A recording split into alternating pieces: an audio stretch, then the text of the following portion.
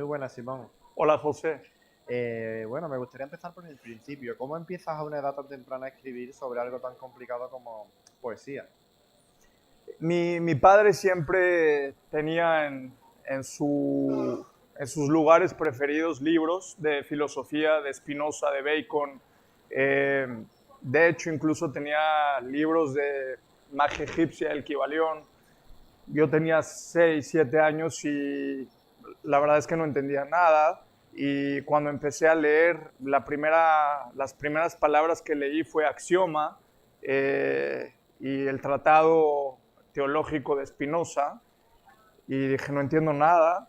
Entonces, mi padre siempre me dijo que era mucho más importante la conciencia sobre la ideología y la capacidad de sentir por encima de la capacidad de juzgar.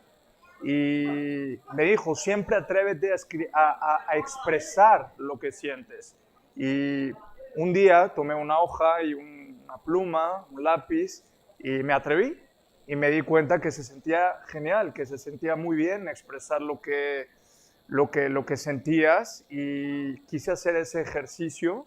Y así nació pues esta intencionalidad de expresión, hasta que un día alguien me dijo, oye, tú escribes poesía, y ese alguien era Carlos Monsiváis, un extraordinario y uno de los más prolíficos intelectuales, pensadores mexicanos, latinoamericanos, y él fue el que me dijo a los 17 años, yo era un estudiante de leyes, de derecho en México, y me dijo, después de revisar algunos de mis manuscritos, me dijo, oye, esto está sensacional y lo tienes que publicar. Así que así nació, empezó por una letra y así publiqué poesía. ¿Y cómo pasamos de algo tan diferente como la poesía a la era microglobal 2.0? ¿Qué pasa en medio? Pues Descartes también dice, ¿no?, que el corazón tiene razones que la razón desconoce, y me di cuenta muy pronto, porque mi vida, como la de muchos jóvenes, fue una vida en donde tuve que salir adelante por mis propios medios, superarme económicamente. Entonces entendí que no podía vivir de la poesía, que era lo que más me gustaba, y que tenía que sobrevivir en un mundo de caos económico, en un mundo en donde no importa los conocimientos que tengas, importa más las conexiones que tienes. Entonces quise entender lo que estaba sucediendo en un mundo de desigualdad económica, en donde una minoría estaba por encima de las mayorías, donde los oligopolios destrozaban a una gran mayoría, que eran las pequeñas y las medianas empresas. Y me di cuenta muy rápido que las empresas, las organizaciones se endeudaban, y quise entender por qué una economía de tanto endeudamiento, de tanta especulación, y así me introduje mucho más en el mundo económico. Y la era microglobal 2.0 es el resultado de mi vida en China. Estuve casi 10 años viviendo allá, y yo creo que nos han educado al estilo de Schopenhauer, al estilo darwinista, al individualismo, al egoísmo, al primero yo, después yo, al último yo.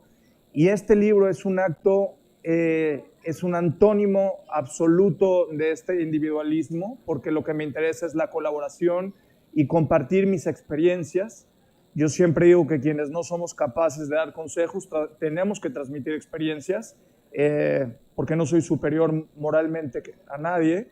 Entonces me interesa mucho compartir las experiencias de mi vida, de cómo pude atestiguar en la India, en China, en Singapur, esta nueva economía, y cómo más allá de las ideologías de la derecha, de la izquierda, del centro, de cualquier extremo, en dónde está la verdadera eficacia económica, y cómo alguien sentado desde su casa con una computador, ahora con las redes sociales, tiene todo para volverse global. Y ya no importa si eres grande o pequeño, ya no importa el tamaño, lo que importa es la velocidad y la actitud. Entonces, para las personas que nos están viendo ahora mismo, si quisieran saber de qué va la era microglobal 2.0, ¿qué les dirías? Ese es un libro, un manual de experiencias de una persona que no tenía cómo emprender, que no sabía cómo emprender, y convirtió o creó una empresa, una de las empresas más importantes de América Latina y de México en China, y que rompió cualquier paradigma y cualquier cuestión de poder competir frente a un oligopolio y un monopolio. Y este libro le dice a la gente qué significa la economía emocional, por qué cuando tú vas hoy a una pastelería, lo que importa realmente para sacar de la competencia a otro local no es que hagas un pastel más rico o incluso un pastel más barato. Lo que importa es la experiencia que creas con ese pastel, lo que transmites al final de cuentas y la capacidad de replicar esa experiencia en un mercado. O sea, ¿tú crees que en una sociedad sobresaturada de todo tipo de productos, la cuestión emocional es más importante que el producto en sí? Sin duda alguna, sí, absolutamente. Y no solamente eso, aquella persona o aquella organización que es capaz de ser congruente entre lo que dice y lo que hace, entre cumplir lo que promete y superar por mucho las expectativas. Siempre es mucho más importante el resultado que la expectativa. La empresa que promete de más y entrega de menos, los gobiernos que prometen de más y entregan de menos, siempre fracasan. Este libro explica cómo crear resultados en lugar de expectativas. ¿Y qué me puedes decir del proceso de escritura? ¿Cuánto tiempo estuviste escribiéndolo? Este libro ya es resultado, es una segunda versión, porque en este libro lo que yo digo, no es astrología, la economía no es astrología, pero yo escribí hace más de 12 años por qué iban a ser la COVID-19 y por qué íbamos a vivir una serie de pandemias, y esas pandemias iban a endeudar a gobiernos y también iban a endeudar a personas y a empresas. Entonces, en este libro escribí cómo iban a ser, no le puse COVID como tal, pero predije una década de pandemias como lo que estamos viviendo. Viste, ahora estamos todavía en ciernes de la COVID-19, ya salió la viruela, es decir, permanentemente están Incluso haciendo la guerra. las guerras, ¿no? Entonces, a mí me interesó explicarle a la gente qué significa una economía de sitio y una guerra sin balas. Que la gente comprenda hoy fundamentalmente por qué ya no se hacen guerras con cañones, con balas, y de lo que se trata ahora es tener a la gente todo el tiempo endeudada, todo el tiempo con la tarjeta de crédito debiendo, y no importa cuánto trabajes hoy, lo que importa es que al final de cuentas al día de hoy ya no importa el grado de esfuerzo físico que imprimes, porque hoy tienes un menor grado de cambio, y ese es el enorme problema. Todo el tiempo la gente está trabajando para sobrevivir, no para trascender. Y justamente en este libro lo que explico es cómo de lo que se trata es crear productividad. Y no importa que trabajes 12 horas o 15 horas o 20 horas, de lo que se trata es que le ganes al esfuerzo físico con la creatividad emocional. ¿Por qué crees que al final la mayoría de gente está en un estado de sometimiento, no? Pues es que todo el tiempo estamos bombardeados de información y de consumismo. Estamos bombardeados de diferentes tipos de ideologías. Al final de cuentas, uno pasa el tiempo en las redes sociales y defiende a otras personas en lugar de defenderse y de construir su propia vida. Los jóvenes defienden gobernantes y tú le preguntas, ¿qué ganas por defender a esta persona o a la otra? No, pues no gano nada, pero en términos reales subliminalmente hay un sentimiento de pertenencia, porque la gente está perdida, la gente no sabe hacia dónde caminar. Nos han prometido durante tanto tiempo que si tú llevabas una vida en la universidad, tú terminabas la universidad y ibas a encontrar trabajo. Y hoy tú tienes un biólogo, hoy tú tienes un médico, hoy tú tienes un filósofo, hoy tú tienes un matemático, y tienen doctorados y tienen que trabajar en las aplicaciones de plataformas de entrega y no encuentran un salario remunerador. Hoy los salarios existen para matar de hambre a la gente, no para realmente entregar una promesa de vida en donde las universidades, en lo que realmente están haciendo es fabricar desempleados. Entonces, ¿tú crees que tiene que empezar todo por uno mismo? Es decir, que nadie, la sociedad, los políticos, los gobiernos, etcétera, en realidad no van a cambiar eso. En realidad, el problema es que siempre apostamos al individuo. Siempre pensamos que este político va a cambiar algo, o este líder va a cambiar algo, o que si hoy es de derecha, mañana tenemos que girar a la izquierda. Y lo que se nos ha olvidado es el ecosistema, se nos ha olvidado en términos reales cómo generar productividad y lo más importante que es lo que abordo en el libro, cómo resolver problemas y necesidades sociales y regresar a lo más básico.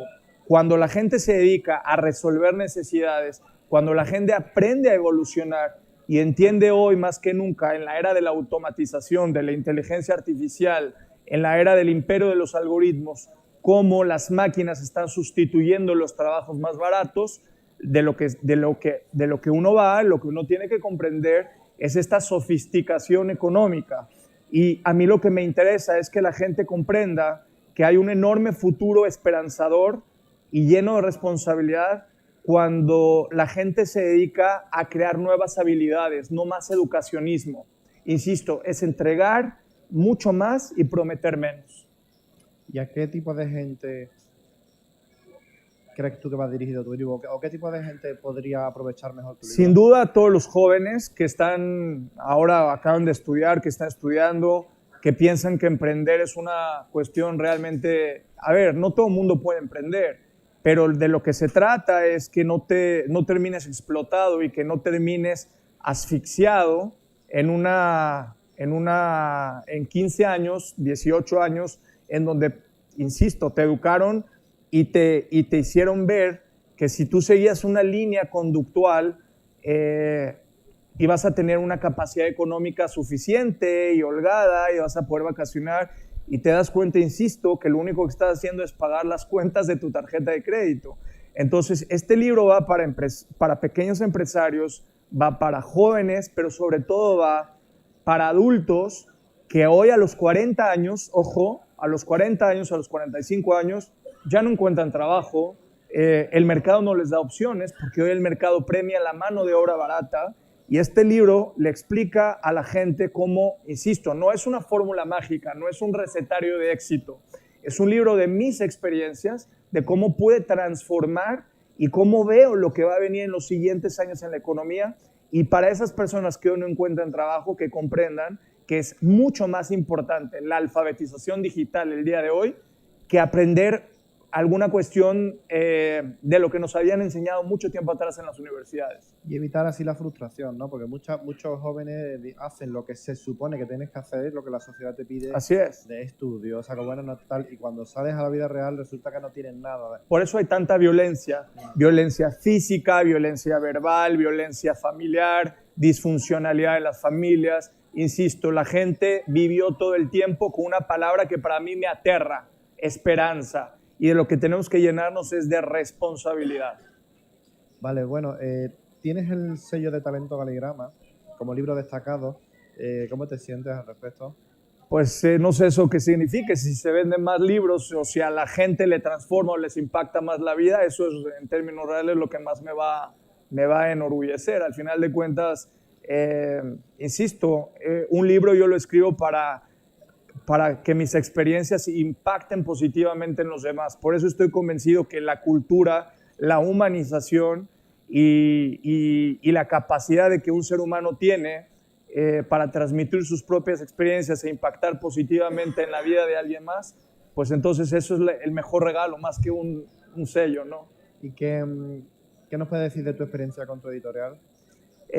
La verdad es que normalmente yo siempre había publicado en editoriales tradicionales, pero ha sido genial, me parece que es un modelo innovador, el mundo editorial ha cambiado radicalmente. Antes se imprimían libros y los libros dormían en estantes a la espera de que se vendieran los libros. Ahora es mucho más bajo demanda, ya no manejan inventarios, lo que manejan son órdenes de compra.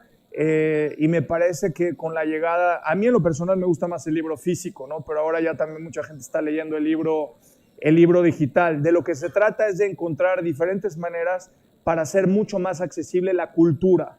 Ese es el objetivo más importante. Y yo felicito, la verdad, a toda esta organización, a Caligrama, a todos los sellos que tienen, porque me parece sensacional el que estén de alguna manera impulsando, y sobre todo algo muy importante, la unión entre dos regiones, entre América Latina o toda la parte de Hispanoamérica y México y Europa, ¿no? A mí me parece sensacional. Y Simón, ¿qué nos puede decir como persona creativa? ¿Tiene ya nuevos libros, nuevos proyectos literarios en la Sí. cabeza? Cuéntanos. Bueno, de hecho acaba de salir el nuevo. Es un libro que coescribí, soy coautor. De hecho lo acaban de publicar también. Se llama Diálogos por el Porvenir. Y es un libro que es el resultado de una serie de diálogos que tuve con una persona de América Latina, Diego Rusarín, que lo han visto más de 10 millones de personas en las redes sociales. Ha impactado de una manera impresionante en gente de Colombia, gente de Argentina, gente de Brasil, gente de México, de Centroamérica, porque la gente, insisto, está confundida y hoy están todos perdidos entre la derecha y la izquierda. Y esta serie de diálogos le explica a la gente qué es blockchain, qué es el algoritmo, cómo es una economía desindustrializada, pero mucho más dada al imperio de los algoritmos. Entonces, eso es algo que mucha gente no sabe, lo que está sucediendo, la gente quiere entender, y ha sido sensacional. Así que pues se ha publicado ya el libro y esperemos que nos vaya bien, ¿no?